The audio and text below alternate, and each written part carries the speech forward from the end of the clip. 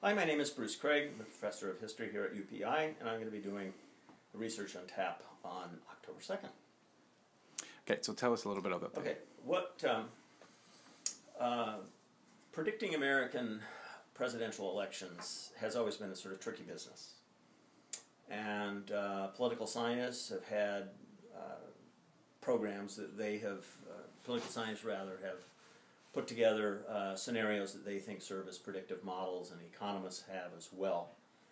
And historians have been a little bit hesitant to do that type of a thing. One historian, though, a guy out of American University named Allan Lictman, wrote a landmark book back in the 1980s called The 13 Keys to the Presidency, and what he did was outline 13 factors that he says needs to be taken into account that relate to the American presidency. Now, he applied these 13 factors to every presidential election from the beginning with George Washington up to the time period in 1984.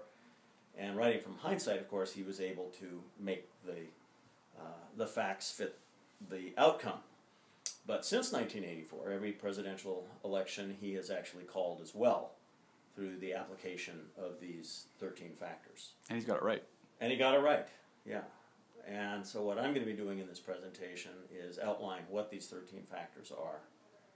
And then we will take the discussion from there in terms of whether or not there is validity to what he's advancing in terms of his thesis. Give me a sample of some of the keys. One of the keys would be charisma. Which candidate has charisma? Another factor would be the economy, short-term, long-term, of which both of those keys, incidentally, Obama loses. A factor of whether or not there has been a scandal in office. Another factor relates to whether or not there was a challenge in the selection of the presidential candidate by the respective parties, of which we had a very definite challenge with Mitt Romney being selected, where Obama just sort of floated in because he's the incumbent president. But the important thing is that these keys actually assess and make their prediction based on the performance of the party in power.